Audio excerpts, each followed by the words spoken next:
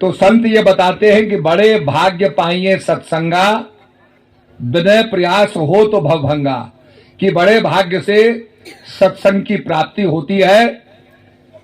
प्रभु राम आए, प्रभु राम ने शबरी को सत्संग दिया। प्रभु राम तो राजा थे, महाराजा थे, परंतु शबरी के पास जब जाते हैं तो शबरी को शबरी के गुरु से आशीर्वाद प्राप्त था, मतंग ऋषि से।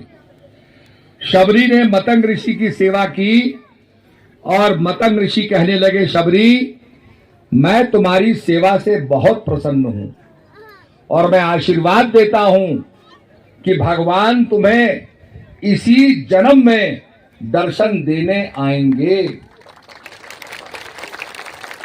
हम तो मंदिर की ढूंढ में जाते हैं, पर वहां तो मंदिर के आराध्य जो हैं प्रभु राम, वो ढूंढते ढूंढते शबरी को दर्शन देने आ रहे हैं। यह है शबरी का भाग्य। और ये कैसे हुआ? तो कि शबरी सबकी सेवा करती थी। ऋषि मुनियों के उठने से पहले उनके मार्गों को साफ करती थी। ऋषि मुनियों के उठने से पहले उनके आश्रमों में कुटिया के बाहर फूल फल सारा कुछ वहां व्यवस्थित कर देती थी। ऋषि बड़े अचंभित होते थे कि हमारे उठने से पहले शबरी ने ये सब काम कर दिया।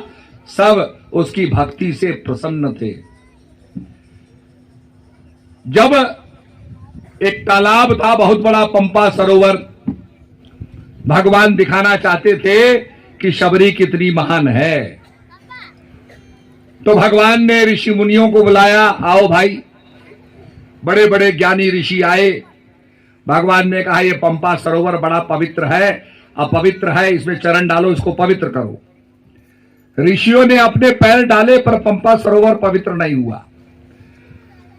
भगवान प्रभु राम ने कहा, चलो मैं डालता हूं। उन्होंने भी पैर डाले, पर पंपा सरोवर पवित्र नहीं हुआ। तब भगवान शबरी से कहते हैं, शबरी अब हम सब ने तो देख लिया, अब आप अपने चरण डालो। तो शबरी कहती है, प्रभु मैं तो बड़ी दीनहीन हूं, बड़ी नीच हूं, अधम ते अधम, अधम अति नारी, ये मैं कैसे कर सकती हूं? भगवान ने कहा, देखो शबरी, जात पात से मेरा कोई नाता नहीं है, मेरा नाता केवल भक्ति से है। जो मेरी भक्ति करता है मैं उसको महान बना देता हूं। मानो एक भक्ति कर नाता, मैं केवल भक्ति के नाते को मानता हूं। कुल की बड़ाई, धर्म, जात पात ये मेरे सामने कुछ भी नहीं है। शबरी ने सुखचाते सखचाते बहुत ज्यादा बेचारी हीन भावना से ग्रसित थी। जब अपने चरण डाले तो पंपा सरोवर पवित्र हो गया। तो वहां पर एक व्यक्ति कहता है, भाई इतने बड़े ऋषि मुनियों ने डाले, क्या कारण है ये पंपा सरोवर पवित्र नहीं हुआ? फिर प्रभु राम ने अपने चरण डाले, वो भी फिर पवित्र नहीं हुआ। तो एक विद्वान आदमी उसकी समीक्षा करता है और कहता है कि एक ऋषि दूसरे ऋषि से ईर्ष्या करता था।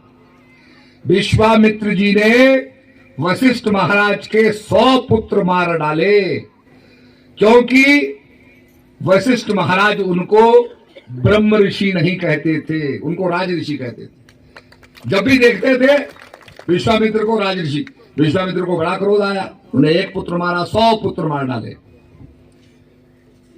उनके अंदर अभिमान था, देयर वाज ईगो, कि मैं इतना बड़ा विद्वान, मुझे राज ऋषि कहते, ब्रह्म ऋषि क्यों नहीं कहते? तो एक रात को विश्वामित्र जी वशिष्ठ महाराज को मारने के लिए आए।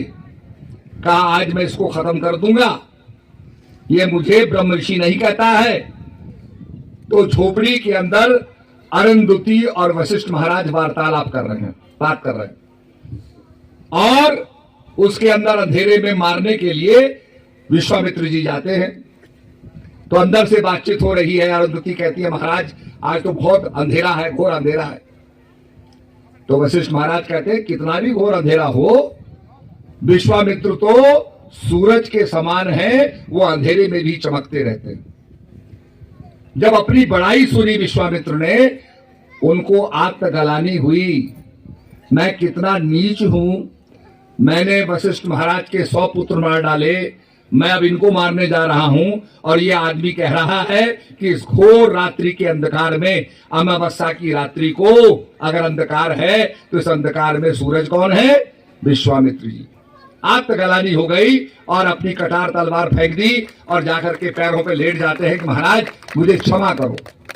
जब पैरों पे लेट गए तो वशिष्ठ जी कहते हैं, आओ ब्रह्म ऋषि आओ, क्योंकि तुम्हारे अंदर समर्पण हो गया है, तुम्हारे अंदर दीनता आ गई है, आओ ब्रह्म ऋषि आओ।